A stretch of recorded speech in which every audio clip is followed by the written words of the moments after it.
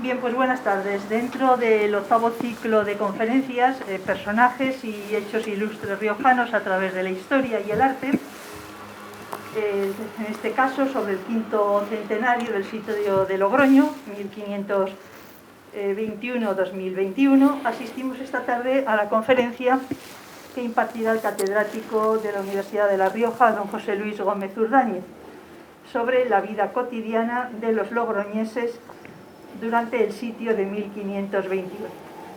Bueno, en primer lugar, mi agradecimiento a todas las personas e instituciones que han hecho posible este apasionante ciclo de conferencias que se ha celebrado durante la semana pasada, el Gobierno de La Rioja, Instituto de Estudios Riojanos, Ateneo Riojano, Milicias Navales Universitarias, por supuesto la Delegación de Defensa en La Rioja, en la persona del delegado de Defensa, el coronel don Pedro José Fernández López de Baró, que hoy nos ha permitido reunirnos aquí en este salón de actos, y bueno, especialmente a don Marcos Gutiérrez Recio, porque realmente sin su trabajo, sin su tesón, sin su entusiasmo, este ciclo y por supuesto los anteriores nunca se hubieran podido celebrar. Pero también mi gratitud se dirige especialmente a todos ustedes por estar aquí presentes esta tarde en esta situación de pandemia que estamos viviendo, que tanto nos limita y que tantos sufrimientos ha provocado. Su presencia en esta sala, que hoy nos acoge, es una demostración, creo yo, del cariño que todos tenemos a nuestra ciudad de Logroño y a nuestra historia local y regional. Una historia local que muchas veces ha sido menospreciada, pero que desde la segunda mitad del siglo XX ha sido reivindicada desde la Escuela de los Anales por historiadores tan conocidos como Fernand Braudel, o Aries, o Philippe Aries, o Georges Duby, entre otros, y que hoy realmente nos parece imprescindible para el análisis y conocimiento de los hechos históricos. Seguramente las conmemoraciones para celebrar el quinto centenario del sitio de Logroño hubieran sido diferentes a como lo están siendo si la situación sociosanitaria hubiera sido otra. Evidentemente nuestra vida cotidiana, la nuestra, la actual, se ha alterado y mucho en los últimos meses. Creo que ninguno de nosotros podríamos haber imaginado a comienzos del año 2020 que esas pestes tan frecuentes todavía en el siglo XVI pudieran tener lugar hoy en día. Que tuviéramos que vivir encerrados en casa durante unos meses o sin poder salir de nuestras ciudades o de nuestras comunidades, pues era algo impensable. Esas medidas que se tomaban en la Edad Media o la Edad Moderna y que considerábamos totalmente anacrónicas son las que hemos vivido.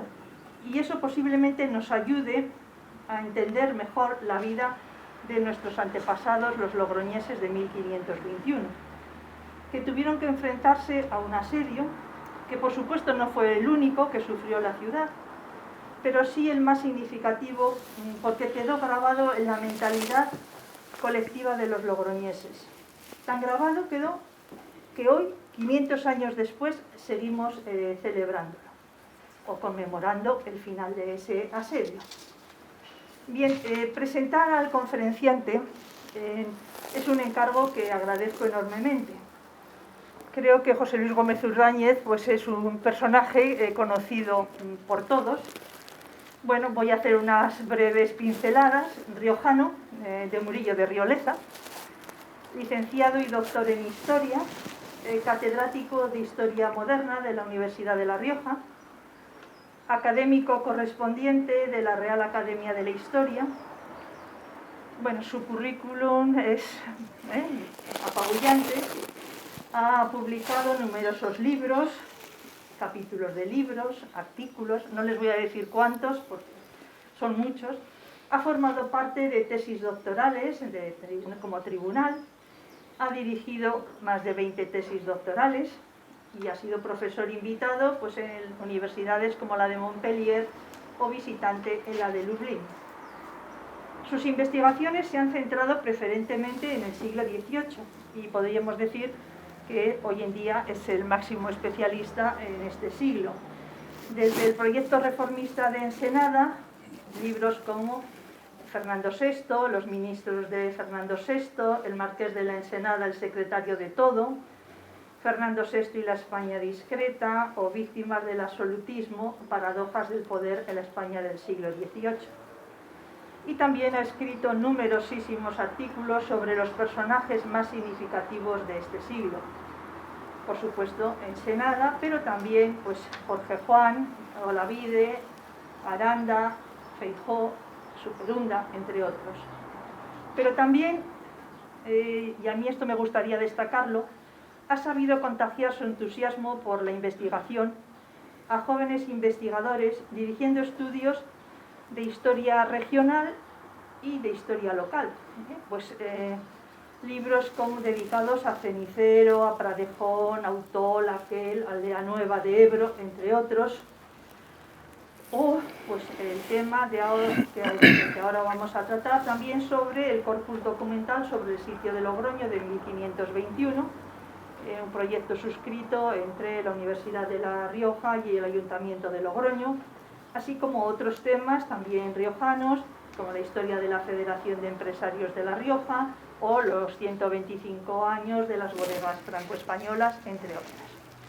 Bueno, pues sin más dilaciones, porque la presentación no debe ser más larga que la propia conferencia, damos paso al profesor Gómez Urdáñez para que nos hable sobre la vida cotidiana de los logroñeses durante el sitio de 1521. Bueno, tienes la palabra. Muy bien, buenas noches. Muchas gracias por venir. Muchísimas gracias a los organizadores y a Marcos en especial. Son ya 8 semanas, 8 años haciendo estos ciclos que han sido de lo más variado y lo más interesante. Y muchas gracias a Conchita, a la que solo tengo que añadir por ese currículum, que eso ocurre cuando te haces viejo. Si yo leyera el tuyo sería también bastante parecido.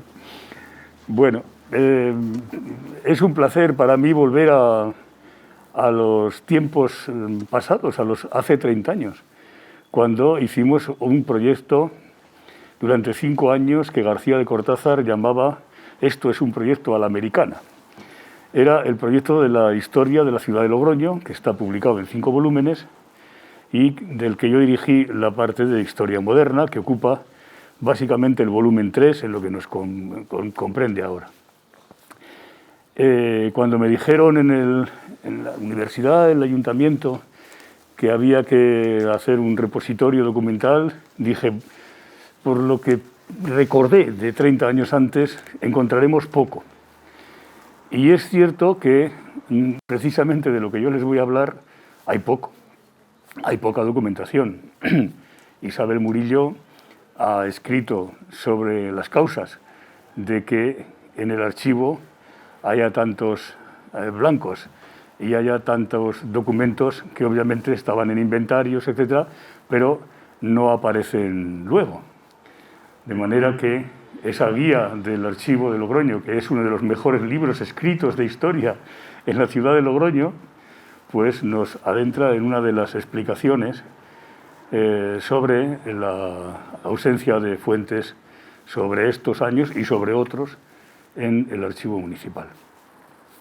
Pues dije que no había nada, o que íbamos a encontrar muy poco más de lo que habíamos trabajado durante 5 años con documentos del archivo de Simancas y del Archivo Histórico Nacional, además de los que había aquí. Pero no sabía yo que me esperaba conocer a una de las personas más apasionadas, que me ha llegado a apasionar a mí, que me ha quitado el sueño, que me ha provocado dolores de cabeza y que me ha hecho cruzar las fuentes 40 veces hasta darme cuenta de que todos nos equivocamos cuando tenemos un documento histórico 5 o 10 en las manos. Se trata de Juan Carlos Alegre, que está aquí presente y a quien le quiero agradecer enormemente el trabajo que ha hecho y que se verá, además, en ese repositorio que pronto vamos a entregar ya, aunque advierto que ese corpus documental va a ser un documento, un corpus siempre abierto, porque yo creo que ya no nos cansaremos de ir colocando, como si se tratara de moneditas en una hucha, documento tras documento. ¿Hasta cuándo? ¿Cuándo nos vamos a dar por satisfechos? Porque cada vez había poco, pero cada vez aparece más y más y más. De los tiempos de hace 30 años, pues hay que destacar a otro de los colaboradores a los que hemos sumado al proyecto. Se trata de Francis Brimon. Francis Brimon es discípulo de Bartolomé Benassar, que a su vez, pues claro, es discípulo de aquellos que ha citado Conchita, de Brodel, sobre todo, del gran Brodel, y que era uno de los grandes hispanistas, ha muerto hace muy poco.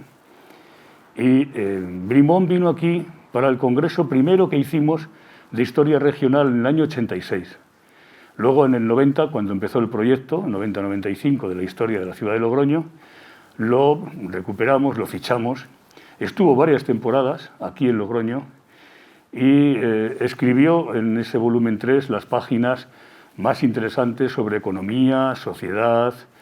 Él nos enseñó ese método cliométrico de medir, de contar, etcétera, que en aquellos momentos estaba suponiendo un giro, un cambio extraordinario en la metodología histórica. Junto a Brimon teníamos a Merche Lázaro, la gran demógrafa que se ha trillado todas las fuentes, bautismos, muertos, difuntos, matrimonios, etcétera, y ha logrado establecer canónicamente la historia demográfica de La Rioja y sobre todo también de Logroño. Así que con estos nautas empezamos la operación y a ella se sumaron jóvenes que en aquellos momentos hacían su tesis doctoral. El primero de todos, Pedro Luis Lorenzo Cadarso, que también ha trabajado con nosotros. Es el hombre que veía en las fuentes lo que los demás no veíamos y acabábamos estableciendo unos debates impresionantes con él, lo cual nos acostumbró a desconfiar siempre. Hay fuentes en las que hay errores de fechas, hay otras fuentes que simplemente es lo que yo quiero que sepa al que le envío esta carta, pero obviamente no es la verdad o se aleja mucho de la verdad. Y en fin, tantas otras cosas que hay que tener en cuenta siempre que uno está ante un documento. Con Pedro Luis Lorenzo Cadarso, hoy profesor en la Universidad de Extremadura, uno de los grandes paleógrafos de España, pues formaron con nosotros Gregorio Torrealba, hoy profesor en el Instituto Mingot, Santiago Ibáñez, el que trabajó todos los diezmos y demás, un cliómetra también, que está en el Instituto de Lúllar, y Chicho Burgos, que veo que no está, pero también hizo, ya, claro, algunos, ya se la contaré a él, y algunos otros, Mía Armas, etcétera, etcétera, que participaron en este volumen. Bueno, pues ahí hay muchísimas fuentes que si no hubiera sido por la pandemia, hubieran sido seguramente las primeras que hubiéramos ido a buscar. Porque ya las habíamos visto y ahora se trataba de ir con otro interés, con otra intención, y con otros ojos y con más conocimiento, que entonces sabíamos muy poco, ahora sabemos muchísimo, pero entonces éramos unos aprendices que nos sorprendíamos ante todo lo que descubríamos. He querido hacer esta introducción tan larga para que vean ustedes que esto es un proceso que se va a reflejar luego en un repositorio que estará al alcance de todos ustedes, digitalmente por una parte, y por otra en papel, estará en el Archivo Municipal de Logroño. Y además ya ven cómo en la página de Facebook que hemos creado, pues cada día les vamos dando 1 o 2 documentos y vamos a seguir así. Nos esperan todavía algunas otras sorpresas muy sabrosas. Y bien, pues después de esta larga introducción, vamos a Logroño, a lo que sabemos de la ciudad de Logroño y los logroñeses en estos momentos. Logroño era una ciudad completamente distinta a la mayoría de las ciudades castellanas, sobre todo del Duero para abajo. Pero era muy distinta a Nájera y a Haro, que estaban sometidas al dominio señorial. Por una parte, los condestables se habían hecho muy poderosos, habían enlazado con la Casa de Frías, eran marqueses de Berlanga y eran además condes de Haro. Además, Carlos V los elige como regentes mientras está fuera de España. De manera que es una familia muy poderosa. El hermano del condestable, es obispo de Calahorra. Y su hijo saldrá de Tordesillas hecho capitán general, cuando es un imberbe. Son gente muy poderosa, como lo es el almirante, como son otros nobles, Alburquerque, etc. Y en Nájera está el rival, siempre enemistado con el conde de Haro, con el condestable, Antonio, el duque de Nájera, Antonio Manrique de Lara, y un hombre en aquellos tiempos ya muy fuera de tiempo. Recordad que los condestables, esa familia, está financiando conventos y obras puramente renacentistas, humanistas, por ejemplo, en Briviesca o en Berlanga o en Casa la Reina, el convento de la Piedad, etc. Mientras el duque de Nájera es un hombre de horca y cuchillo. Es un tío, además, que ha entrado en una decadencia que se va a mantener durante mucho tiempo, a lo largo de todo el siglo XVI, hasta que finalmente la Casa de Nájera sea uno más de los títulos que tienen el duque de Arcos, que es como se conocerá después a los descendientes de esta casa ducal, el duque de Arcos, Maqueda y Nájera, etcétera, etcétera. Estos nobles no pueden poner un pie en Logroño, ni pueden poner casa, ni se les reconoce ningún privilegio. Logroño se parece al Faro mucho y a Calahorra, pero es una ciudad de realengo en un mar feudal. Está rodeada de señoríos. Hasta Goncillo llegan los señores, los Porras primero, luego el conde de Murillo, luego etcétera, y está cercado. Nalda es la cabeza del señorío de los condes de Aguilar, y Fuenmayor, Navarrete y las villas de Entrena, Sojuela, Sorzano, etc., pertenecen al duque de Nájera, aunque están en litigios constantemente con él. Logroño tiene muchas disputas con este territorio de los condes de Aguilar, disputas por pastos, disputas por el agua.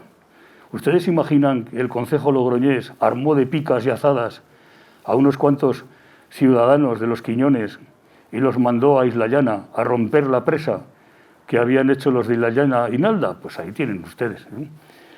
Es una de las muchas acciones que mostraban la hostilidad que había en esta ciudad a la nobleza. Por eso no hay en Logroño palacios, porque palacios de los grandes, hay casas donde por mucho se pone un blasón, son los hidalgos, son el estado noble, es la pequeña nobleza rural, en este caso la pequeña nobleza urbana. ¿Y a qué se debe eso? Pues se debe al fuero de Logroño, a 1095. El fuero de Logroño es un fuero de la familia de los fueros francos que hace libres e iguales a todos los que viven aquí y que dedica además un capítulo a la mujer, a la que también le hace libre. Dice el fuero que los logroñeses son libres e ingenuos y por tanto aquí no se reconoce privilegio de ningún tipo. Y esa peculiaridad es la que hace que la ciudad, primero su pronta reconquista, luego el fuero, hace que la ciudad para el siglo XIII o XIV, y sobre todo ya en el XV, sea una ciudad donde hay una indistinción de estados. Es decir, se dividen, la población la podríamos dividir, bueno, ellos la dividieron en tres estamentos: los labradores, el común, llamémosle los pecheros, los hidalgos y algo desconocido en Castilla, el brazo de los ciudadanos. Se parecía en este sentido más a los ciudadanos de Zaragoza o de otras ciudades aragonesas que a las ciudades de Castilla. Piensen ustedes en Soria, que para el siglo XV los 12 linajes ya habían copado el gobierno de la ciudad. Eso aquí no ocurrió nunca. El estamento hidalgo lo intentó, pero jamás lo consiguió. Y si faltaba algo para que en Logroño siguiera manteniéndose la indistinción de estados y no pudiera la nobleza, la pequeña nobleza rural, los hidalgos, hacerse con todo el poder oligárquico, están los reyes católicos.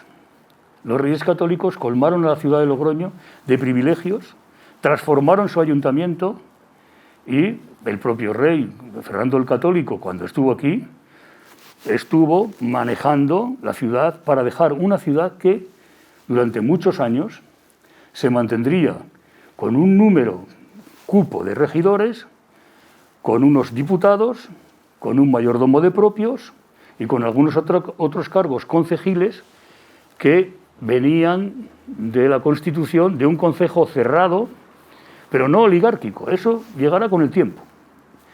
Porque en Logroño pasa también en estos momentos otra cosa. Y es que solo hacía 30 años, una generación, que se había expulsado a los judíos. Logroño había tenido muchos judíos, aunque nunca tantos, quizás como Tudela, o no habían tenido el estatus de Haro. Aquí no habían constituido una judería, tenían aljama, asamblea, etcétera, pero ya para el siglo XIV, después de 1391, que sí que hay una lucha fuerte en Logroño contra los judíos, una gran represión, un pogrom, sí que eso les afectó enormemente.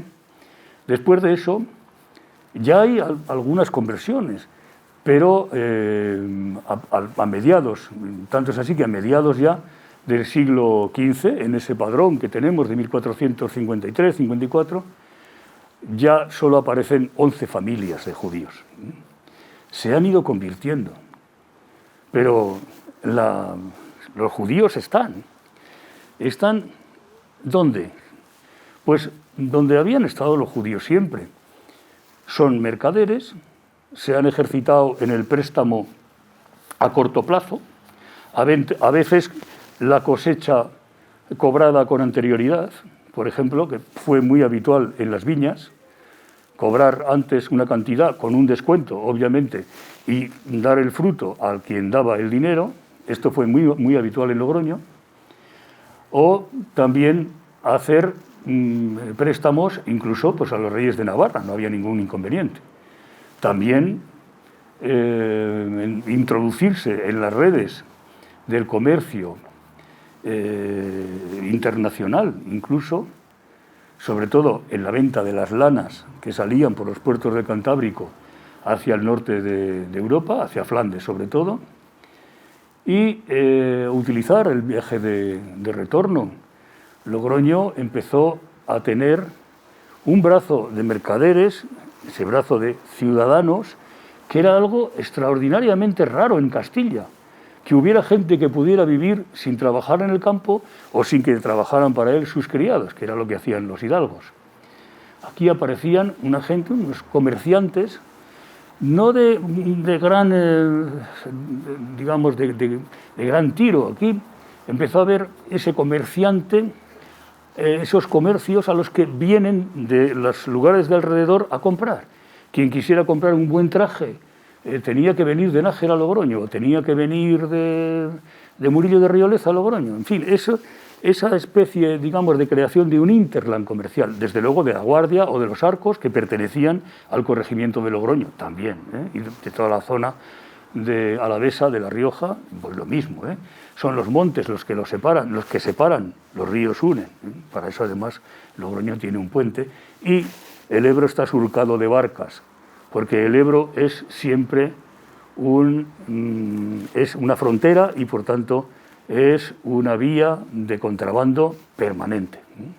Yo escribí hace unos años un artículo sobre los cerberanos, contrabandistas con Bayona. Se traían el chocolate, el tabaco de las islas, etcétera, de Bayona, y ellos llevaban la buena plata española. Con la buena plata española se iba todo el mundo. En fin, pues estos mercaderes que van a integrar el brazo de los ciudadanos, en el que hay también pues, los escribanos, los notarios, etcétera, está lleno de familias que han sido judías, conversos. Los conversos como los yanguas, los Enciso, conversos como los Soria. Si entran ustedes en la Redonda y empiezan a mirar las rejas, casi todas son de gente conversa que tenían esa forma de hacer donaciones, de comprar capillas, una demostración de hasta dónde habían llegado. Porque a lo que estos mercaderes, sin honra, sin ese prestigio que daba la nobleza, sin la limpieza de sangre, que no podían tenerla, ¿cómo penetraban el estamento hidalgo para hacerse con un escudo y ponérselo en la puerta de su casa? Eso les costó prácticamente un siglo. Y hubo hasta asesinatos. Hay riñas entre un Ponce de León, un Enciso, sicarios que matan a uno, a otro, todo hasta llegar a un proceso por el cual, ya a principios del 17 y mediada la peste de 1599, estos que han penetrado en el estamento hidalgo sí que monopolizan y oligarquizan la ciudad. Pero eso era impensable en 1521. Eso, obviamente, era muy difícil de conseguir. Estaba todavía muy presente la sangre judía, el judiego, las costumbres que no cambian de un día para otro. Las madres no sabían cómo hacer la comida, cómo comer cerdo. ¿Comeríamos nosotros limacos? Caracoles sí comemos, ¿ni por qué no comemos limacos? ¿Los han probado ustedes? Pues es una cosa parecida, ¿eh? Perdonen el ejemplo, igual es muy vasto, pero... Bueno, en cualquier caso, fue durísimo para esta minoría que tuvo que convertirse y ayornarse. Pero los otros estamentos, sobre todo los hidalgos, no olvidaron nunca. La obsesión por la limpieza de sangre no venía solamente impuesta de arriba. Era un seguro, era un escudo que querían también los que pensaban que venían de la Reconquista y que por tanto que sus abuelos habían hecho esas fazañas que ellos exhibían en cuanto podían. Por eso hay un pasquín en Logroño que es pasquín, un documento hermosísimo, es más tardío, no piensen ustedes, para cuando se produce ese pasquín han pasado 4 generaciones. Y es un pasquín que le dedican a un canónigo que está enterrado en la Redonda. Entran ustedes a mano derecha de la Redonda y la primera capilla que ven es la capilla de los Ponce de León. Ahí está, me parece que es Manuel Ponce de León, canónigo de la Redonda. Lo has conseguido. ¡Qué tío! 4 generaciones después, estás enterrado en la Redonda como canónigo. ¿Qué dice el pasquín? A ti te digo, Manuel, al que está enterrado, hijo de Pedro Moreno. ¿Dónde está el Ponce de León? Nieto de Don Bueno, menudo nombre tan judío, ¿no? Don Bueno, que yace en el Moscatel. El Moscatel es como llamaban los logroñeses al cementerio judío, que estaba donde está ahora nuestro cementerio. Ahí también estuvo el quemadero de la Inquisición, por eso el término los quemados, y ahí también estuvo el cementerio judío de Logroño.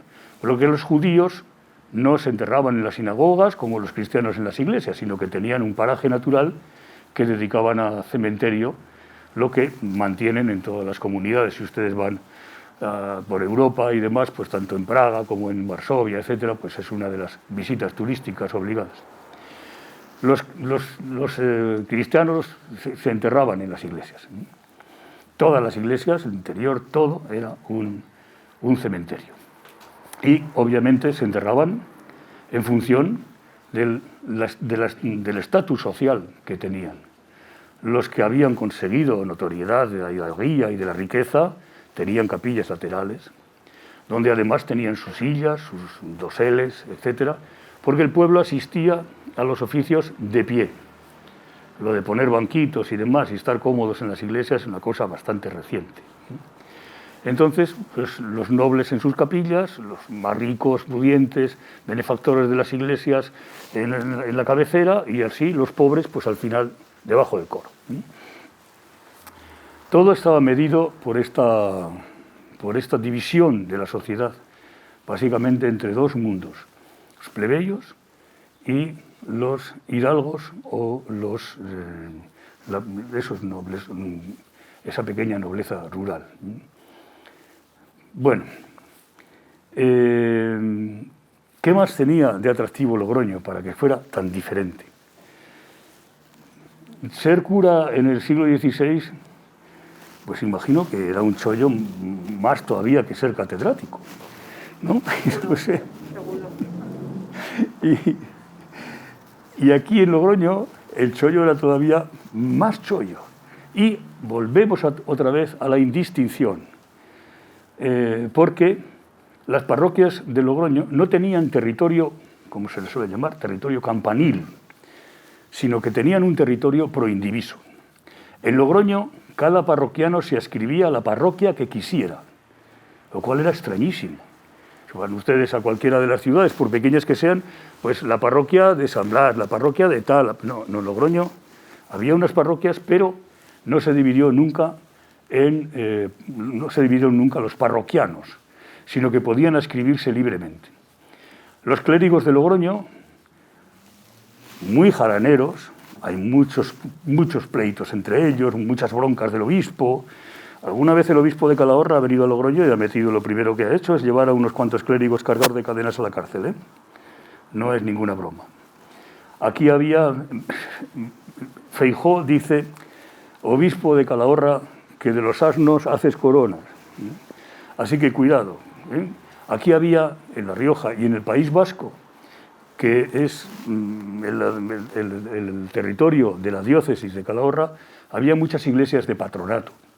En Logroño la iglesia de patronato más importante es la Imperial de Palacio. Había sido creada por Alfonso VII, se llamaba la Imperial por eso, Alfonso VII el emperador, y en la Imperial el que proveía los oficios, los beneficios, los beneficiados de la mesa decimal, etc., eran el rey de España, era la corona, por privilegio. Obviamente, aquí se hacía simplemente una presentación que siempre venía aprobada y punto, ¿no? Pero bueno, esto provocaba también un aumento enorme del número de clérigos y, por tanto, una gran competencia. Había muchas aldeas en el País Vasco, muchas de ellas recibirían a los primeros curas por ahora. La cristianización de muchos sitios fue difícil porque no entendían el idioma. El obispo Lepe en Calahorra se hartó de decir que había que enseñarles euskera, etc. Y he perseguido encontrar ese documento, y me acuerdo de hablar muchas veces con don Ángel y decirle, ¿no lo habrá escondido usted, don Ángel? Y no, evidentemente no hemos encontrado.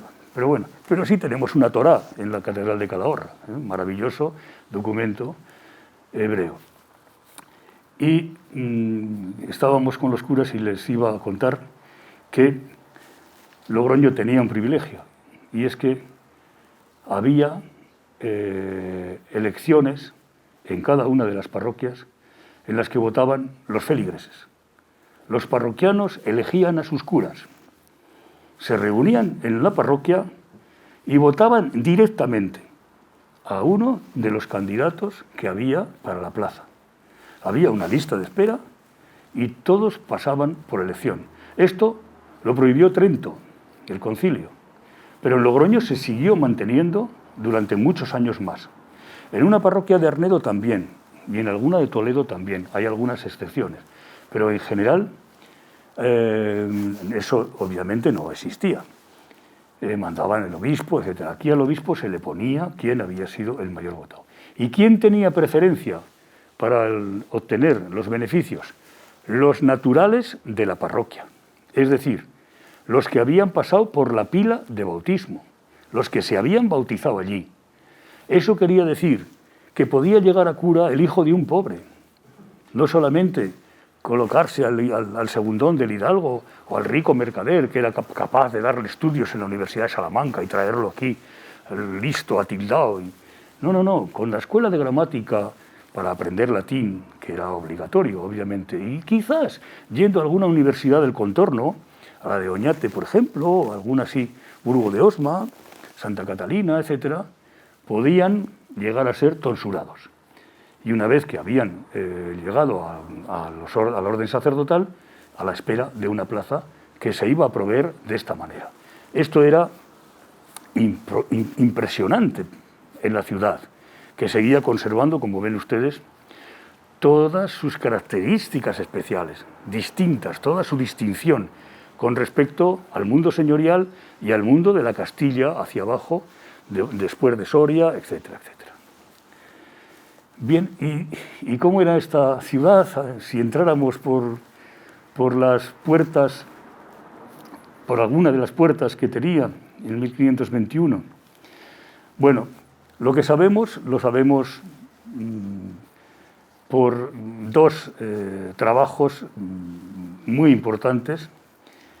El de Adita Allo Manero sobre las cuentas de la muralla, que es un documento de 400 y pico folios que obviamente tiene que estar en ese repositorio.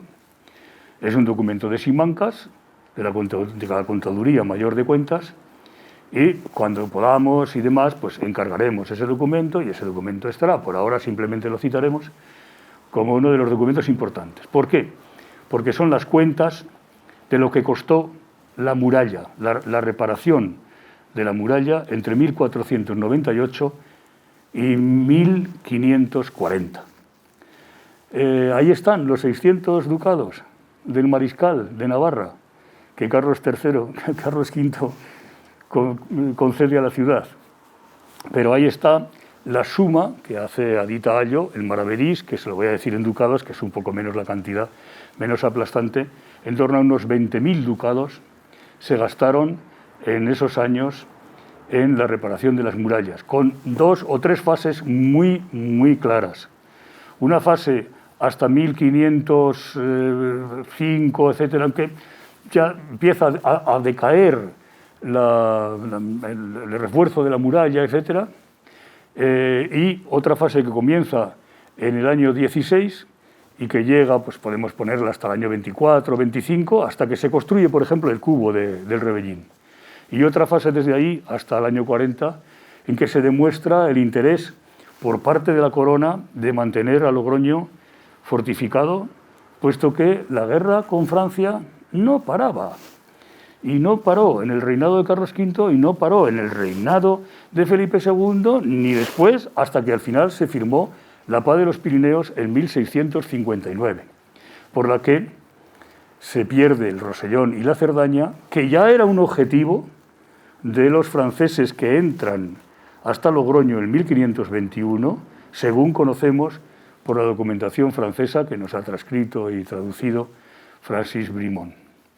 Ahí ya se observa cómo una de las intenciones de Asparrot y del rey es que quizás pudieran proseguir por Aragón y acabar liberando los territorios que luego se anexionarían a Francia en 1659.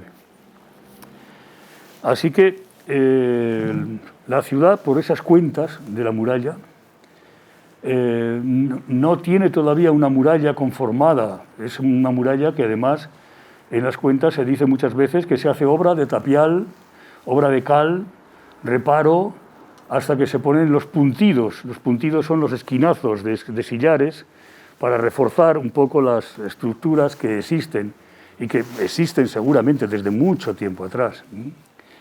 De esa cantidad, la corona viene a desembolsar más o menos 3/4 partes. La otra 1/4 parte corresponde al concejo logroñés. El otro trabajo impresionante es uno de los mejores, es el mejor trabajo que hay sobre este periodo, es el de Maite Álvarez Clavijo, que pues ojalá estuviera con nosotros. No está muy bien de salud, pero en cualquier caso es una trabajadora infatigable y dentro de poco dará a la imprenta una obra extraordinaria, puesto que la tesis doctoral publicada ya lo es, y lo que viene ahora es la tesis doctoral más muchas ampliaciones con muchos trabajos, muchos nuevos documentos que ha ido incorporando para conocer la ciudad de Logroño en el siglo XVI ella, sin duda alguna, es la que mejor la conoce. Y ojalá estuviera hablando aquí, en vez de yo, de estas cosas, porque ella es la que sabe. Bien, pues por su libro y por sus numerosos trabajos, artículos publicados, ya nos damos una idea de cómo está la ciudad. La ciudad es muy pequeña. Es muy probable, no se me asusten, que la ciudad de Calahorra tenga algunos habitantes más. Sí, es así. Es así.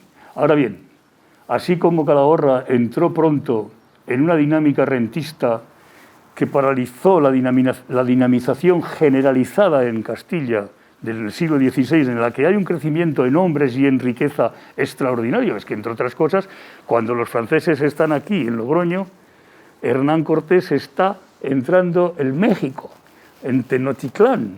O sea, en unos días va a caer ese mundo del cual vienen las fabulosas riquezas que hacen que en unos cuantos años en Europa haya más oro, haya 20 veces más oro que todo el que se había acumulado desde la antigüedad, incluyendo el oro de los faraones, el de África, etcétera, etcétera, etcétera. Así que eso iba a provocar una riqueza extraordinaria en Castilla. Sin embargo, estos poblachones de la Rioja Baja, Calahorra, Alfaro, entran en una inercia muy distinta a Logroño, porque Logroño se ha duplicado en habitantes a mediados del siglo XVI. En el padrón que manejamos de mediados del XV, Logroño aparece con 715 vecinos. No hay más, es así. De ellos, 200 y pico son hidalgos. En 1521, el número de hidalgos, estos hidalgos representaban un 30% más o menos. Hablamos de los hidalgos notorios, no de los dudosos o de los que estaban pleiteando con la ejecutoria o de los que tenían privilegio real o de los vascos que venían con la hidalguía universal a ver si colaba.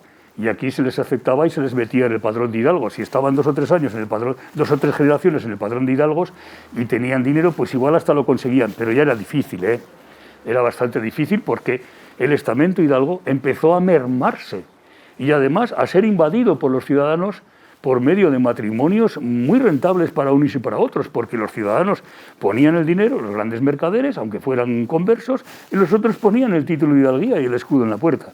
Y eso funcionó hasta el final de siglo y después. Pero era muy difícil en el estamento hidalgo tolerar esto que empezaron a ver como una verdadera agresión. Las luchas entre ellos son las ruedas oligárquicas que se montan, los clientelismos, son terribles a lo largo de todo el siglo XVI. Pero bueno, la ciudad tiene unos 1.500 habitantes, en torno a 1.540, 1.500 vecinos, perdón, que es el doble que lo que tenía a mediados del siglo. En esos momentos ya los hidalgos solo son un 7%. Así que vean ustedes el tamaño. A fines de siglo, según Merche Lázaro, cifras que evidentemente tenemos que creer, antes de la peste, Logroño ya habría llegado a unos 8.500 habitantes, que es un salto espectacular. Pero es que fue así, tuvo que ser así. Porque vemos en los contratos de arrendamiento, luego ya cuando hay diezmos, con los diezmos, y más, vemos todas las gráficas durante los años 1540, 50, 60, 70, todas las gráficas disparadas hacia arriba. Son años espléndidos, los últimos del emperador, más los primeros de Felipe II, hasta que en Flandes se ha puesto el sol, hasta que empieza la revuelta de los Países Bajos y por tanto se interrumpe el tráfico de la lana y los productos manufacturados que llegan, que lo hacen ya en una menor cantidad y con menores rentabilidades, porque el mar se ha vuelto muy peligroso. De manera que la ciudad empieza a tener ya una inflexión a partir de los 70 y el 80, que se puede observar en general en las ciudades exportadoras y demás, incluso las manufactureras. Empieza, pues los hijos de los Ruiz, por ejemplo, pues han sido como el fundador de la dinastía, el Medina del Campo. pero los nietos se han comprado una capa, un hábito de Santiago o de Calatrava y ya está. Y han observado la vida noble y no se han metido en líos y han cambiado completamente la fisonomía del siglo XVI, un siglo dinámico, espectacular, y de un siglo XVII de crisis, de decadencia y finalmente de derrota. En fin. Logroño, ¿con qué ritmos? Pues por lo que vemos por esos contratos de arrendamiento, hay unas subidas espectaculares de arrendamiento de tierras novales que se ponen en cultivo, lo que ya sabíamos, pero también de viñas.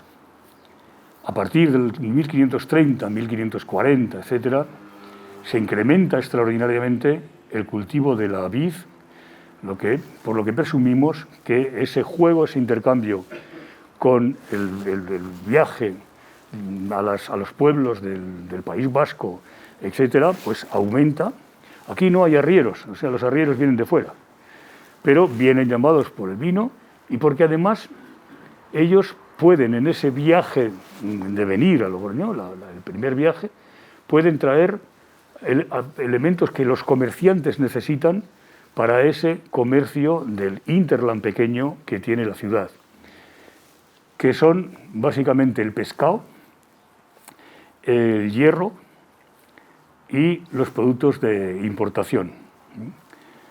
Ya se empieza a poner de moda al final un poco el chocolate, no en estos momentos todavía, etc. Pero todos este vaivén es lo que enriquece a Logroño.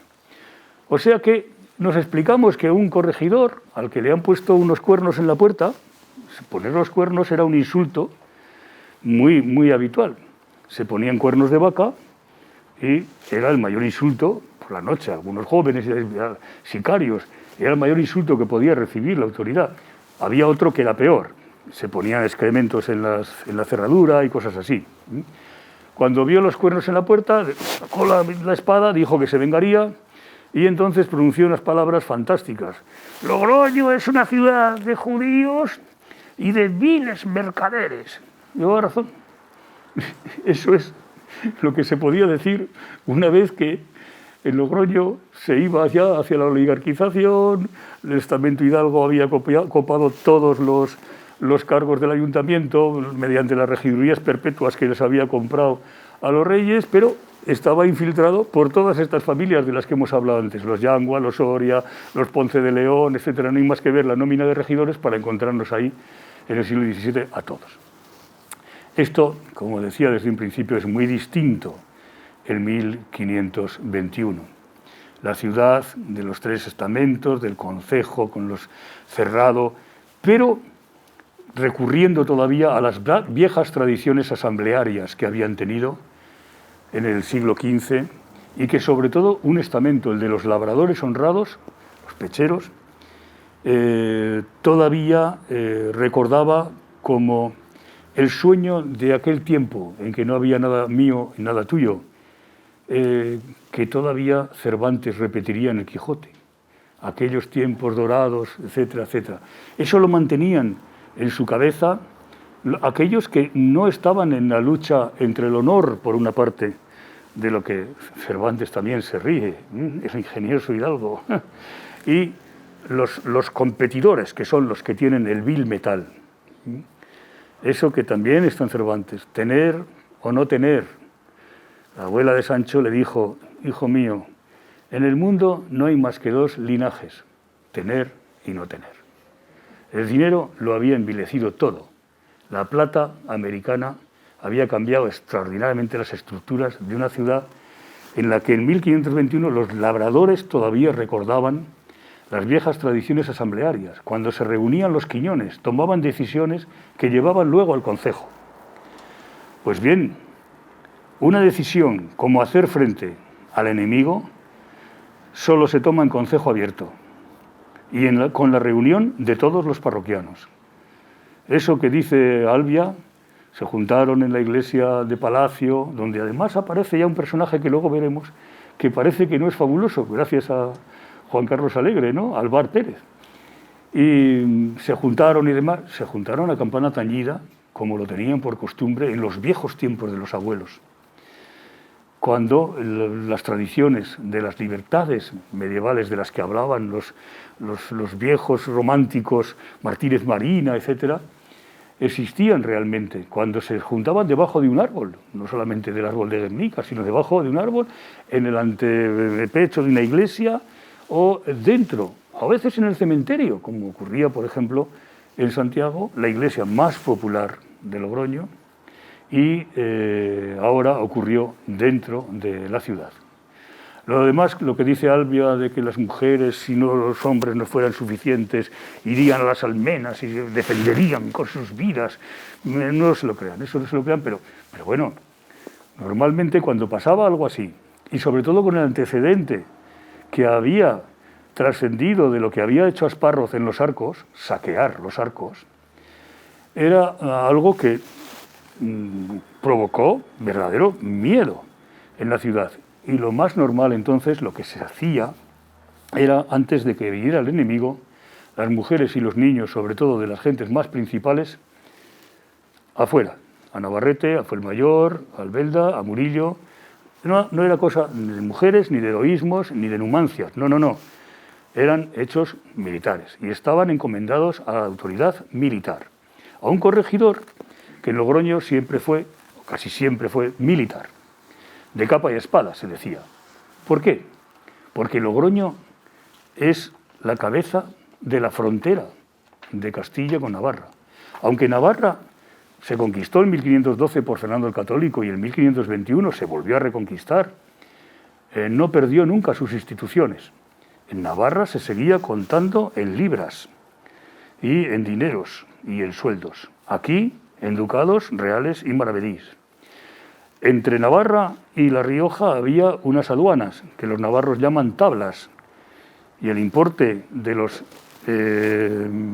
impuestos que recaudan va a la Cámara de Contos, aquí a la Contaduría Mayor de Cuentas. Hay cortes en Navarra. Se siguen manteniendo todas las instituciones del viejo reino y, por tanto, se mantienen las aduanas, que es algo que a los mercaderes logroñeses les viene maravillosamente bien, muy bien, porque llegan a dominar el tráfico e incluso el contrabando. Al otro lado del Ebro no solamente hay una ermita, la ermita de Nuestra Señora del Campillo, sino que hay varios almacenes, casamatas, casuchas, fabricadas por los mercaderes, donde se deja la mercancía para, se dice, venderla cuando ya tengan hecho el trato en la ciudad, o para sacarla de la ciudad en un momento determinado cuando vayamos a alguna feria, pero también para ver si hay suerte, y por la noche se echa una cuerda al Ebro, se llamaba así. Yo he visto algunos casos, algunos pleitos, que acusando a alguien, pero más tarde ya, claro, de echar una cuerda al Ebro para pasar tabaco, etc. Había barcas en Agoncillo, en Alcanadre, en Arrúbal, en la Puebla de la Barca, etcétera, etcétera, etcétera, y por tanto el mercadeo, el contrabando, en fin, hurtarse a los guardas, que siempre eran mandados por el corregidor de Logroño y por su teniente y por el capitán del cordón del Ebro, que es el que guarda las aduanas y el que reside, en realidad es el alcaide de esa fortaleza que hay en el puente de Logroño y cuyos cimientos aparecieron hace 20 años en aquellas obras. Ahí estaba el alcaide en su castillo, en su fortaleza, con unas guardias a caballo que podía desplegar a un lado y a otro para perseguir el contrabando.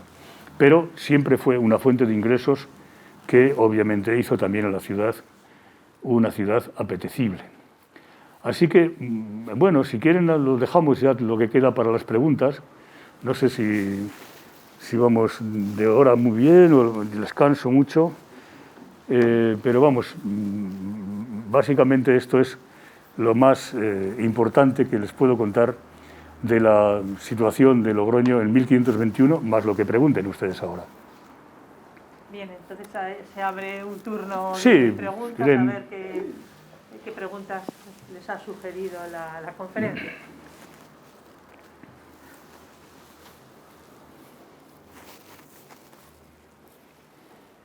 Si no hacen ustedes preguntas, me la hago yo, ¿eh? Sí. ¿Se puede calcular con cierta precisión cuánta población había? Digo, ya no contando solo vecinos, sino, digamos, contando hasta el gato. ¿Se puede hacer? ¿El Logroño? Sí. ¿El 1521? Sí, en eso claro. Sí. No tenemos fuentes. No tenemos fuentes. No hay todavía... Lo más cercano entonces es el censo del siglo XV. Sí. Y luego otro... 1540, muy parcial, pero que, digamos que cocinando, como se dice ahora, los datos, nos daría en torno a 1500 vecinos. Lo que, si multiplica usted por 4, yo no utilizaría el coeficiente de 4,5, sino el de 4. Sobre todo en estas ciudades de Castilla, donde si hay familias grandes es porque hay algunos criados, ¿eh? Pero los hijos, en Castilla se suele decir, el casado casa quiere. Y los matrimonios son muy jóvenes y por tanto se hacen con mucha premura y por tanto no hay... Pero calculando también en el sitio, tal y como es la ciudad, los numerosos espacios vacíos que tiene, el sistema constructivo, muchas de las casas que existen hoy son el producto de la renovación del caserío en altura, porque las casas en el siglo XV, en el siglo XVI, son casas con 1 o 2 pisos como mucho.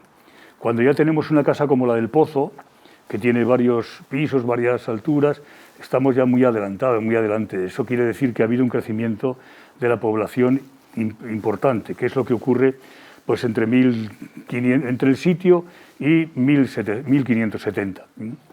Pero en el 1521 hay que pensar en que están además ocupando espacio las iglesias de San Pedro, San Blas, El Salvador, que luego fueron demolidas. Hay lugares muy poco definidos como la calle Barrio Mercado, que es la calle que llamamos hoy la de la Villa Nueva, que obviamente no fue una judería nunca.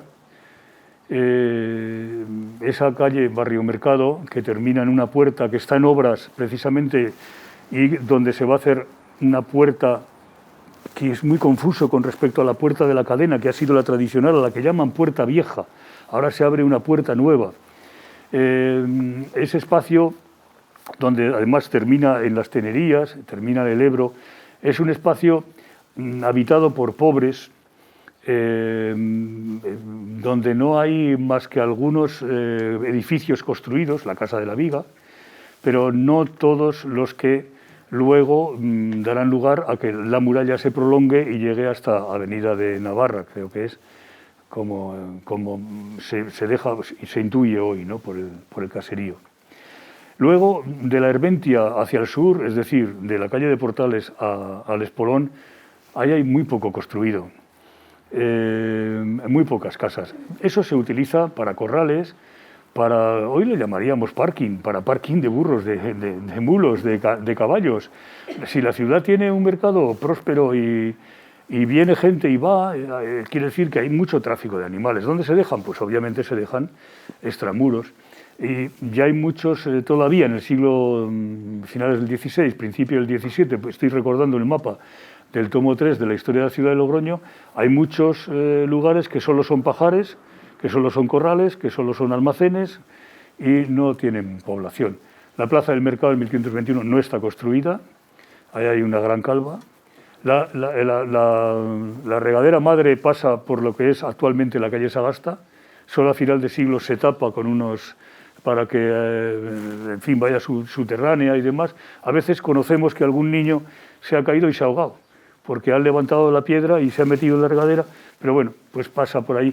Logroño está muy bien regado, la capa freática además está muy alta, con lo cual muchas casas tenían pozo y tenían, obviamente tenían un huerto de placer donde cultivaban pues lo habitual de las hortalizas de ese tiempo. las habas eran el alimento de los pobres, conocían ya un poco la rotación leguminosas-trigo, sabían que las leguminosas oxigenan o nitrogenan el terreno, con lo cual se convierten en un abono inesperado, y por tanto pues habría rotaciones de esos productos. Pero mucho nabo, muchos nabos, para que riera después Quevedo con el Buscón, muchos nabos. Y obviamente pues, pero no mucho verde, Ahora se dice a burro viejo poco verde, pero ellos tenían miedo al verde también. Ellos tenían pánico a las infecciones de tipo gastrointestinal porque provocaba temperaturas elevadas y el shock térmico mataba más que los bichos. Así que tampoco usaban mucho la leche, sí en queso, y muchos productos que nosotros pensamos que hoy pertenecen a la tradición más tradicional, pues obviamente eran desconocidos. En fin, había cerdos en todas las casas. Obviamente el cerdo es un animal muy utilizado desde siempre y ninguna de los ganados dentro de la ciudad. Para eso estaban el territorio de lo que se llamaba después de las carnicerías, es decir, la dehesa de Barea y Prado Viejo. Los dos grandes centros, los dos grandes lugares de pasto, sobre todo la dehesa de Barea, que es donde está la universidad, desde ahí hasta, pongan ustedes, hasta el convento de Madre de Dios, que es donde se hace la casa luego Juan Enciso, uno de los grandes ricos judeoconversos, que se ha hecho rico con el negocio de los negocios, un gran mercader, pero luego ha sido un veedor de obras que ha distribuido el trabajo junto con los yanguas. Entre los yanguas y los Enciso aparecen muchas veces en las cuentas de la muralla a los que me he referido, que había trabajado Ada Ayllón-Manero.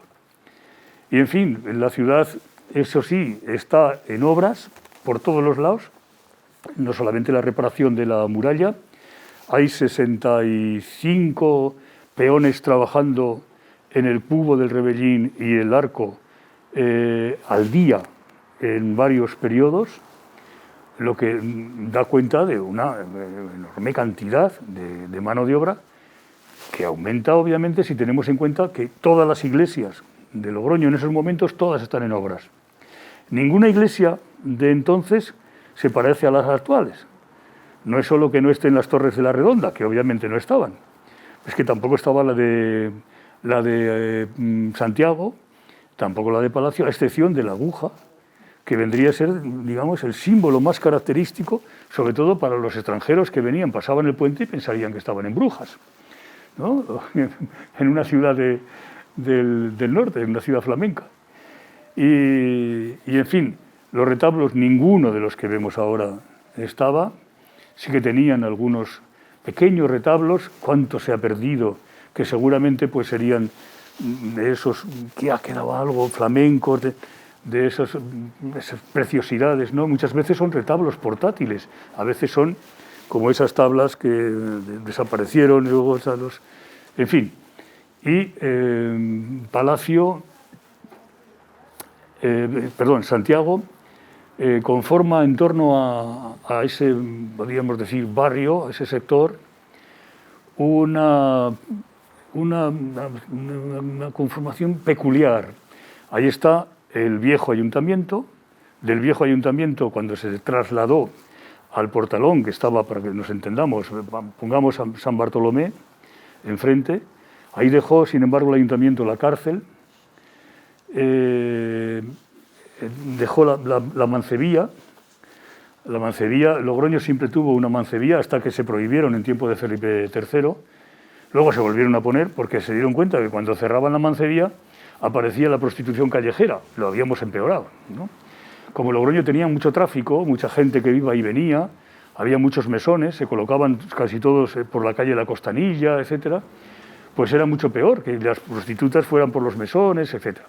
Entonces, el sistema de mancebías era fantástico, además la Iglesia lo aprobaba. Las ordenanzas de las mancebías que conocemos, pues son ordenanzas en las cuales la Iglesia está presente para que comulguen las mancebas, para que vaya también, ojo, en las ordenanzas también aparece un médico que tiene obligación de visitarlas y reconocerlas para asegurar que no están enfermas, etc., ya conocían obviamente el mal, el llamado mal gálico o sarna gálica, es decir, la sífilis, que los franceses llaman mal español o mal napolitano, y así sucesivamente.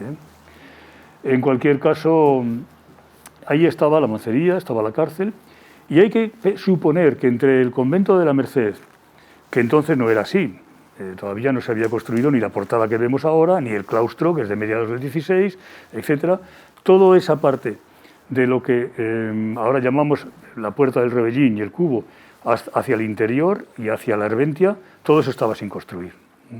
Estaba sin construir. La calle más importante seguía siendo la calle Mayor, donde estaban los grandes ricos.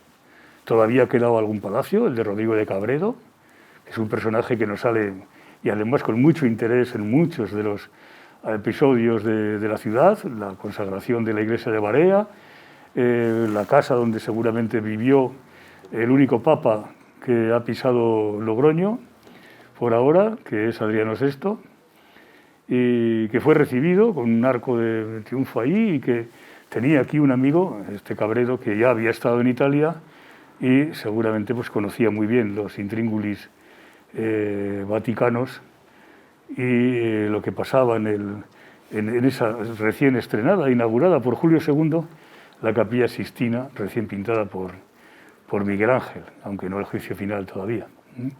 Así que en ese mundo de los ricos, en unas dos calles, la Rúa Vieja, la calle Mayor, Barrio Cepo, con zonas ya muy nobles de la ciudad, como las tenerías en torno al Coso, donde se va a poner después la Alhóndiga, el Pósito. Logroño siempre tiene un pósito, donde hay unas miles de fanegas de trigo dispuestas, porque lo peor que puede haber es una ciudad donde los pobres pasen hambre y no tengan trigo, y el trigo suba de precio, y entonces se provoca un motín, y por tanto la ciudad era muy previsora. Y, sobre todo, si quería dedicar muchas tierras a la viña, tenía que prescindir de los cereales. No había problema, porque las tierras fértiles, las grandes tierras cerealeras de Castilla estaban muy próximas. La Bureba era una tierra donde se producía mucho trigo, mucha cebada, y no había vino. Es una tierra muy alta, son 800 metros de altitud, y la viña ahí no funciona. Se hiela en invierno, y por tanto el tráfico de vaivén, de llevar trigo, cebada y tal, y de traer, llevar a Logroño vino, y llevar allí a esas tierras sin vino, pues el vino de Rioja, como llevarlo obviamente a Cameros, junto con el aceite, y de allí bajar la lana, la carne, algunos productos textiles manufacturados, etcétera, pues este era un vaivén muy normal en la ciudad. La ciudad, en 1521, da la impresión de una ciudad muy próspera, llena de artesanos de todo tipo, de algunos artesanos ricos, batidor de oro, encontramos profesiones de mucha relevancia y algunas fortunas importantes en los inventarios de bienes, aunque volvemos otra vez a tirar de documentos posteriores, puesto que los primeros documentos notariales, protocolos, etcétera, empiezan en 1528, que 30, 31, 32, de esta época hay muy poca cosa, alguna cosa en consejos, lo digo sobre todo para esto que hablamos, para esa vida cotidiana tan difícil de comprender en este momento, ¿no? Pero bueno, la ciudad pasaba en el sitio de 1521, yo creo que pasaría con poco de los 4.000 habitantes, lo que había significado un crecimiento bastante importante, un 20%, un 30% con respecto al siglo XV. Hay que tener en cuenta que había habido además ya algún episodio de peste anterior a 1521, del cual se habla, pero no se documenta. Pero hay que tenerlo presente. Muy bien. ¿Cómo se trataba? ¿El? El tema hospitalario. ¿Se habla de peste? ¿Se había médicos? ¿Había algún tipo de...? Bueno, conocemos a un médico judío que se ha ido y después vuelve, no me acuerdo del nombre, pero está en la historia de la ciudad de Logroño, y efectivamente hay médicos, claro que sí, y hay un hospital de Rocamadour, yo creo que está ya construido, me puedo equivocar en esto, ¿eh? Y desde luego está el Hospital Sancti Spiritus, Hospital de Peregrinos, siempre teniendo en cuenta que cuando hablamos de hospitales en el siglo XVI, XVII, etc., estamos hablando de hospederías más que de recintos de cuidados sanitarios. Los pobres y los enfermos en general no quieren ir al hospital, y si son pudientes menos. El hospital es un poco infamante, porque ahí va todo el mundo cuando viene a la ciudad, un peregrino, etc. Ahí se alojan 2, 3, 4 días, después vuelven otra vez al camino. Se pide para alimentarles, de limosna. En fin, el hospital no tiene el concepto de hospital que tenemos hoy. Eso es muy posterior y en esos momentos hospital viene de hospes, de hospedar, y eso es lo que serían los hospitales, que jalonan toda la ruta de Santiago, todo el camino de Santiago, obviamente, porque el camino de Santiago está basado en la caridad y el hospedaje. Sí. La carta del Consejo de Logroño del 16 de mayo del 21, pidiendo ayuda, ¿qué ciudad nos plantea ahí? Ahí lo que nos plantea es que se ha decidido armar a los ciudadanos entre los 16 y 60 años, ¿no? Entre 20 y 60 años. Pues lo que se hacía normalmente cuando en una ciudad se producía una recluta, en ese sentido todos los vecinos tenían que contribuir, esa es la decisión que solo se puede tomar en un concejo abierto. No hay en el concejo cerrado ningún regidor, ningún diputado que se hubiera atrevido a tomar una decisión de tanta trascendencia como esa. Esa es una carta muy importante para nosotros. Es muy importante porque demuestra lo temprano. Bueno, ahí es cuando se deciden armar, pero si ves las cuentas de la muralla, cuando se empieza a dar dinero ya para que haya una reparación de la muralla en serio, es de mediados de marzo o abril. Es decir, que desde principio de año se sabe que se está formando un gran ejército en Francia.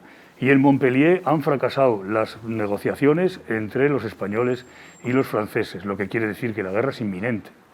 Por tanto, cuando ven la preparación de las tropas, los espías informan rápidamente. Saint-Jean-de-Pied-de-Port está tomado, y eso significa que han conquistado la primera fortaleza. Hay que prepararse para lo peor. Eso, obviamente, en Logroño produce pues, la primera alarma. Y lo mismo ocurre en Calahorra. En Calahorra tenemos actas y podemos saber lo que hicieron los calahorranos pensando que podían atacar por Calahorra. ¿Por qué no? Si otra de las entradas en Castilla era la que después fue más tradicional y por donde venía el Correo de Madrid, por Ágreda, era otra de las maneras de acceder a la meseta. Y por tanto Calahorra estaba en el paso y podían haber atacado Calahorra perfectamente. Sin embargo fue por Logroño. Pero los de Calahorra, donde tenemos fuentes, sí que vemos ya desde el mes de marzo que se preparan para el combate, que hacen una recluta, ojo, por una parte los hidalgos y por otra parte los pecheros. Esa documentación que nos proporcionó Tomás Sáenz de Haro, que ha publicado 2 artículos preciosos sobre la llegada del emperador a Calahorra, que es desde donde convoca las Cortes, y luego sobre la fortificación y la resistencia en 1521 y el envío de tropas de Calahorra al sitio de Fuenterrabía, pues como envió Logroño también. Pero nosotros no tenemos las actas que tienen los calahorritanos. En cualquier caso, esa carta me parece muy interesante porque denota que hay una preparación militar. Logroño pasó el sitio siendo una plaza militar y continuó siendo una plaza militar durante muchos años, porque de aquí salían las expediciones que fueron a la reconquista de Fuenterrabía. De aquí saldrían luego otras expediciones militares en los enfrentamientos para proteger la frontera en las 4 guerras de Carlos V contra Francisco I. De manera que Logroño ya permaneció bajo una autoridad militar, el corregidor, un capitán de las fronteras del reino, el virrey de Navarra, que muchas veces está en conexión, en contacto con Logroño, y las guardas de Castilla, en fin, un ambiente, un panorama militar, sí.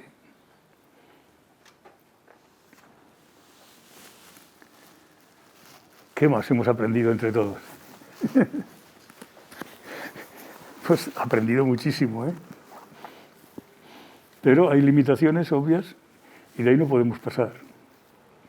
Habrá muchas cosas que no sabremos y que presumiblemente no vamos a saber.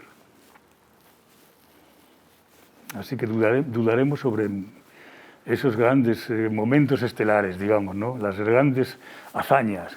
¿Quién llegó? Llegaron, pues hombre, pues no llegaron ninguno. No llegó, a tiempo no llegó nadie. Llegaron al día siguiente, o al siguiente, o al siguiente. ¿Y quiénes llegaron? Llegaron todos, claro. Si oyes al duque de Nájera, llegaron todos. Pero el duque de Nájera, en la carta que escribe, donde dice que llegaron todos, lo que dice es a Luis de Beaumont lo que le tiene que decir sobre tal cual al emperador. Cuando habla el regente Adriano de Utrecht, y dice lo que hay que decirle al emperador y además ¿para qué? Para poner paz entre estos tíos que se están matando unos contra otros. La bronca venía de muy atrás. Era una riña espectacular, además una riña con condicionantes políticos que les pudo haber llevado a alguno de ellos a tener un serio percance, ¿eh?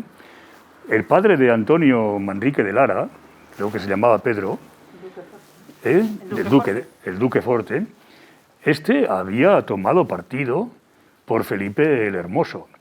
Y cuando Fernando el Católico, como regente en Castilla, impone la solución de Carlos, ya se niega. Este es un comunero de primera hora, porque dice que no, que ellos tienen un rey que ha nacido en España.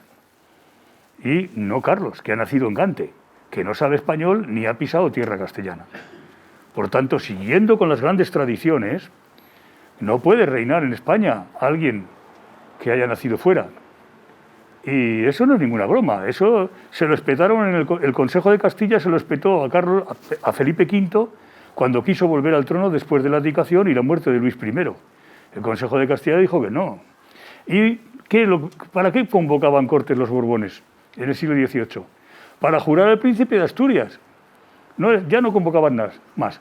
¿Pero por qué juraban al príncipe de Asturias? Porque el futuro Carlos IV había nacido fuera, había nacido en Nápoles. Y así con todos, es decir, con todos los reyes extranjeros. No vamos a incluir a Juan Carlos I, que nació en Roma. Pero bueno, butada esa parte, lo cierto es que el asunto del rey extranjero estaba muy presente y el duque de Nájera, el padre, se opuso durísimamente a Fernando el Católico, durísimamente. Además que no congeniaban en nada. Hay que ver a un Fernando el Católico que quería chantar a la nobleza, al fin y al cabo venían de la guerra civil que se había organizado en Castilla entre las diferentes facciones rivales de la nobleza. Unos nobles contra otros, y unos a favor de la Beltraneja y otros a favor de Isabel, y unos que están en contra de Fernando y el otro... ¿Pero qué es esto? Había que bocabajarlos, y toda la labor legislativa, por ejemplo, las Cortes de Toro, los ordenamientos de Fernando el Católico, las buenas disposiciones de Isabel la Católica, por ejemplo, en Logroño, ¿no? Montando la distinción, limitando la indistinción de estados, limitando el poder de los hidalgos. Hay un decreto del año 1501, creo que es, por el que el estamento, los regidores solo pueden tener un 30%. Los hidalgos solo pueden tener 3 regidores, me parece, un 30%. Hay 3 regidores y 9 procuradores. Sí, pues eso. Pues uno de ellos... Y 3 por... Eso es. Solo uno puede pertenecer al estamento de la nobleza, lo que es un hachazo, pero claro, es que los reyes católicos estaban formando el Estado absoluto. Y una de las condiciones fundamentales era la unidad de la fuerza. Después del sitio de Logroño, Y unos años después se habían, y claro, obviamente después de las comunidades, se habían acabado las banderías de unos nobles contra otros y los banderines de enganche contra unos y contra otros, etcétera. Se habían acabado. Después de las comunidades, eso ya no volvió nunca más. El rey tenía dinero para pagar un ejército mercenario y condes y duques y demás ya fueron pensando en que aquel tiempo de los enfrentamientos contra los molinos se había acabado. Ahora vendría una nobleza cortesana, que poco a poco sería la que triunfaría sobre esa nobleza rural, a la que sencillamente veían ya como gente a la antigua, como gente chapada a la antigua, que ya no entraba en el mundo de la modernidad, que no era nadie en el Estado moderno, ¿eh? Que es lo que le pasó al duque de Nájera, a la casa de Nájera, a los descendientes. Una pregunta. ¿Del enemigo qué sabemos? Es decir, Mucho. ¿quién era Sparrow? ¿Tenemos documentación? Ahora muchísimo. Ahora tenemos las cartas de Sparrow, creo que tenemos todas. Si no, cuando hagamos una revisión veremos a ver, porque tenemos tal afluencia de documentación. Las tenemos todas transcritas por Brimón de una letra infame, ilegible, a las que hemos podido acceder, pues están en la Biblioteca Nacional de Francia, están digitalizadas, las ha traducido Brimón y las hemos ido poniendo en el Facebook, en la página Quinto Centenario Logroño 1521. Sabemos mucho de Sparrow, sabemos que es el comandante de un ejército importante, él pertenece a la corte de Francisco I, su relación con él es la de un cortesano de rango, de alto rango, que cumple órdenes. Por eso nos damos cuenta además de la rapidez con que circulan los espías, los correos extraordinarios que van a caballo por trochas y por caminos que en aquel tiempo no serían como después, hay que presumir que serían peores. Y sin embargo, pues plantan las cartas entre Amboise y está en la Turena, en Tours, cerca de Tours, y Logroño en una semana, 8 días, 10 días. Y es verdaderamente asombroso, ¿no? Cuando ves las fechas y ves las respuestas del rey, ves que se ha enterado, cuándo ha recibido la carta, cuándo ha contestado. Sí, sabemos mucho de Sparrow, de... Su estrategia realmente a largo, desde el punto de vista estratégico, ¿qué pretendía? Ellos están, tanto el rey como Sparrow, están confundidos, les han confundido los espías. Les han hecho pensar en un sueño de lo que ya nos contó mucho Josep Pérez, que ha muerto hace un par de años, el gran maestro, el experto en las comunidades de Castilla, y ese sueño de que los franceses podían enlazar con el movimiento comunero para ir juntos contra Carlos V, evidentemente se demostró un error extraordinario. Pero no cejaron en ese empeño, hasta el final, hasta antes de la batalla de Noain, estuvieron pensando, y la última carta que hemos publicado es la carta del rey, en la que le dice a Sparrow, de Francisco I, le dice a Sparrow que todavía intente granjearse la amistad del conde de Lerín. El conde de Lerín ha estado en Logroño, ha sido uno de los principales fautores de la resistencia y de la reconquista y la ocupación de nuevo de Navarra, y sin embargo sigue en eso. ¿Por qué? Ahí es donde desvela las intenciones que tiene de penetrar en Aragón. Quizá no le han informado que también con los navarros y los castellanos que entraron en Navarra para recuperar el viejo reino, había una buena cantidad de tropa aragonesa. Aragón manda también soldados a defender la frontera de Castilla y Navarra. Y no les debían haber informado porque todavía aspiran a que quizás se puedan avenir con el rey de Aragón, con Aragón, los aragoneses, y seguir por ahí y entrar en Toledo, donde Toledo seguía combatiendo, resistiendo la viuda de fuego. La viuda de fuego era la viuda de Padilla, Juana Pacheco. Eso era un sueño, porque Juana Pacheco estaba preparando ya las maletas para irse a Portugal, y el obispo Acuña, que debe ser otro iluso que viene a encontrarse con los franceses probablemente, o a huir a Francia, pues al final se encuentra con las tropas del duque de Nájera, que le apresan, le ponen preso en Villamediana y luego lo llevan a la fortaleza de Navarrete, del duque, hasta que, como es un obispo, tiene fuero militar, debe ser juzgado de acuerdo con las leyes del reino, pues ya se le juzgará, al final acabará en Simancas y en Simancas será ejecutado, en el castillo que hoy es archivo.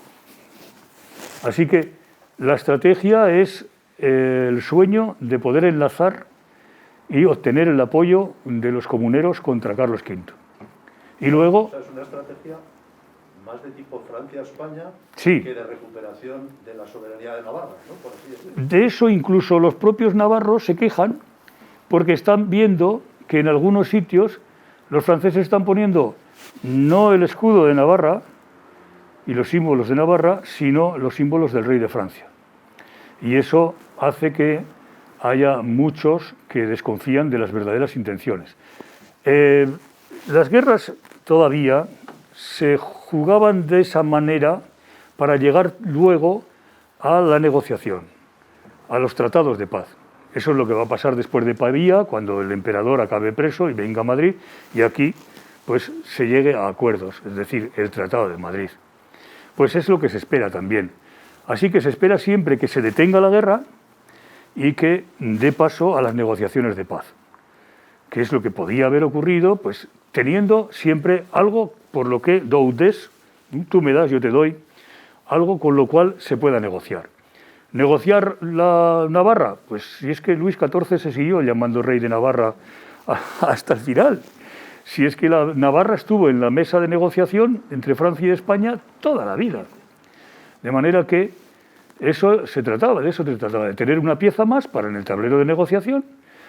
Navarra, la Lombardía, el feudo de Nápoles, la Lorena,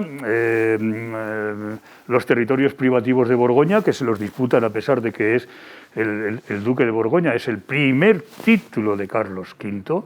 Sin embargo, toda esa zona sí ya está en disputa, debe estar en disputa desde Carlomagno. Y, por tanto, el hecho especial de que Logroño esté en la frontera y resista a los franceses, hombre, no es como para bromear, como bromeamos con los de Cenicero, que si no se llega a caer el tren no hubieran tenido el título de ciudad, ¿no? No vamos a decir esa tontería porque sería impropio. Hombre, lo cierto es que conocemos al detalle, pues, por las cartas de Asparro mismo, que ha tenido que echar marcha atrás y que ha tenido además que salir de una manera muy penosa. Asparro en Logroño se queda sin pan y sin pan los soldados desertan, y si tampoco llega el dinero porque no llega de Francia, pues desertan más todavía. De manera que la retirada pudo ser incluso gradual. Ahora bien, acaban de demostrar unos geólogos que en la batalla de Villalar llovió durante muchos días, que el terreno estaba completamente embarrado, no pudieron maniobrar y por eso cogieron a los 3 capitanes, lo cual era muy raro, porque los capitanes no iban como el capitán Trueno en primera línea de batalla y con la espada a batirse con el otro enemigo, no, los capitanes estaban muy lejos probablemente del frente, mandando, gobernando, dirigiendo, etc. Y por tanto, que se hubiera embarrado el terreno, que no hubieran podido maniobrar, la artillería es muy pesada, se transporta a lomos de mula. Todo eso me hace pensar en San Bernabé el Meón. No tengo ninguna fuente, seguramente no vamos a tener ninguna fuente, pero si estás a este lado del río y hay lluvias y el río empieza a crecer, ¿por dónde vas a pasar? Hay que planteárselo en una estrategia militar. Y si suele hacer como hace en San Bernabé, que llueve y llueve y llueve, igual no hizo falta que los logroñeses bravos desviaran el cauce de los regadíos y demás para inundar el campamento. Igual lo que tuvo miedo es a que se podía inundar naturalmente. También, ¿por dónde pasó el Ebro? Lo pasó por aquí, por el Soto de los Americanos. Aspar llega un momento en que se plantea si atacar Logroño o atacar Navarrete. Claro, además con un planteamiento que está cargado de historicidad, porque dice que de esa forma podía también atacar La Guardia y San Vicente de la Sonsierra, que eran lugares que habían pertenecido al reino de Navarra y que sería la ocasión para recobrarlos para el rey Albrecht, para Juan. Si ustedes van a San Vicente de la Sonsierra, verán en la plaza el escudo con las cadenas de Navarra. Y si van a Santa María de la Piscina, allí lo tienen igual, porque eso era territorio navarro, ahí estaba el límite, de la misma manera que La Guardia es la Guardia de Navarra, es el adelantado de Navarra. Así que en esas ideas está Asparro, pensando en que eso podría volver otra vez a recomponer las posesiones perdidas del viejo reino de Navarra. Pero bueno, la estrategia era el sueño, ilusión de poder haberse apoyado en los comuneros. Bueno, pues no sé si hay alguna pregunta más, si no vamos a dar el paso al delegado de Defensa, don Pedro José Fernández López de Baró, que va a clausurar el acto. Sí, la conferencia. Que tendrás ahí un... Darle un aplauso, ¿no? Bueno, a vosotros.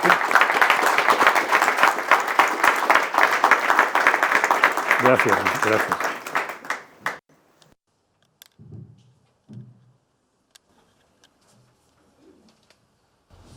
Bueno, buenas tardes a todos. Como ha dicho Conchita, soy el coronel Fernández López de Baró, delegado de Defensa aquí en la Delegación de Defensa en La Rioja. Llevo poco más de 4 meses en el cargo.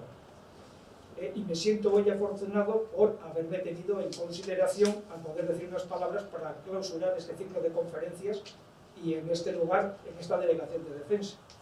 Pues cuando me incorporé a mi destino ya estaba todo preparado, como bien han dicho anteriormente, por nuestro amigo Marcos. Puede que se pregunten además el porqué de nuestra presencia hoy aquí.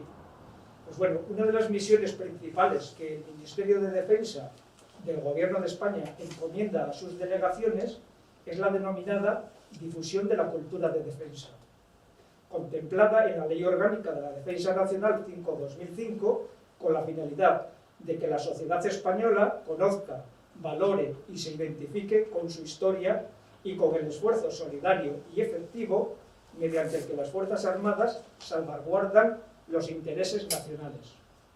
Asimismo, el resto de los poderes públicos contribuirán al logro de este fin.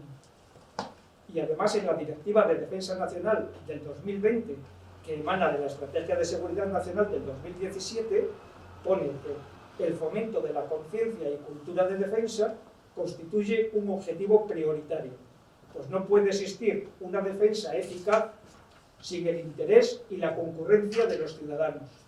Acercar la defensa al ciudadano es parte esencial de la cultura de seguridad nacional, como instrumento para lograr una sociedad comprometida y parte activa de su seguridad.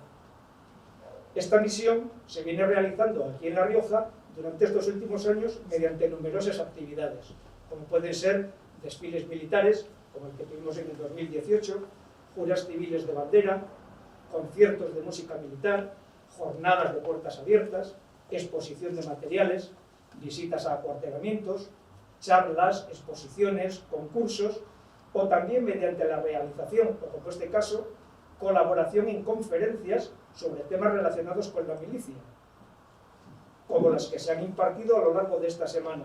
Pues una de las mejores maneras de acercar las Fuerzas Armadas a los ciudadanos es a través del conocimiento de los que éstas han venido realizando a lo largo de su vasta y memorable historia.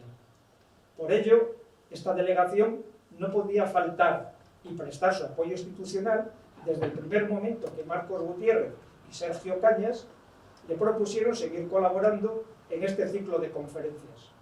Pues para la difusión de la cultura de defensa es preciso contar con el apoyo individual e institucional de la sociedad riojana.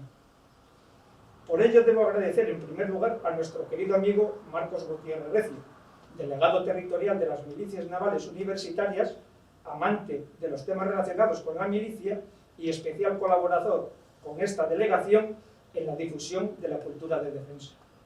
Y a Sergio Cañas Díez, director del área de Historia y Cultura Popular del Instituto de Estudios Riojanos, por la implicación de ambos en la preparación de estas conferencias, que han resultado de gran interés para conocer distintos aspectos sobre Logroño, sus habitantes y defensa de la ciudad durante el siglo de 1521, por tropas francesas y navarras, impartidas por acreditados expertos en historia como Marcelino Izquierdo Gozmediano, José Luis Gómez Urdáñez, José Manuel Saiz Seco, Sergio Cañadíez, Diego Tellez Alarcia y Pedro Pejenaute Moragas, contando además con avaladas personalidades en estos temas que han participado como moderadores en todas las conferencias.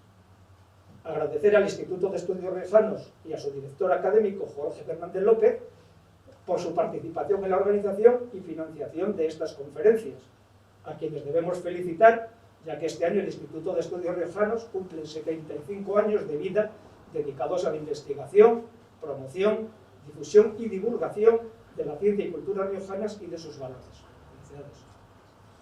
Al Ateneo Riojano y su director, Jesús Murillo Sagredo, institución casi centenaria, dedicada a promover la difusión de la cultura en cualquiera de sus manifestaciones en Logroño y La Rioja, que cede sus instalaciones año tras año para llevar a cabo estas conferencias. Gracias a todos ellos, este evento ha sido un completo éxito, llegando a tener un aforo completo todos los días. Esta actividad comenzó allá por el año 2013, aunque me consta que tiene sus orígenes, siempre gracias a la iniciativa de Marcos, varios años antes. Y es por tanto el 8º ciclo de conferencias impartidas con la finalidad principal del disfrute de todos los riojanos que hemos asistido y darles a conocer determinados aspectos cívico-militares relacionados con esta tierra, La Rioja, que pueden ser algo menos conocidos. Doy por hecho que ha sido del agrado de todos los asistentes y que ha estado a la altura de lo presumido. Solo me queda darle las gracias por su presencia hoy en este lugar y reiterar mi reconocimiento a los promotores y organizadores, a las instituciones colaboradoras y a los conferenciantes y moderadores en el impulso de esta actividad, esperando que el próximo año la 9ª edición de Personajes y Hechos Ilustres Riojanos a través de la historia y el arte pueda desarrollarse con una mayor normalidad sanitaria que la que hoy termina, ya que el éxito está asegurado, como se ha venido confirmando durante las pasadas ediciones. Por último, quiero decirles que la Delegación de Defensa en La Rioja, como una institución pública más, está a su servicio para todo lo que puedan necesitar. Gracias y buenas noches. Cuídense mucho.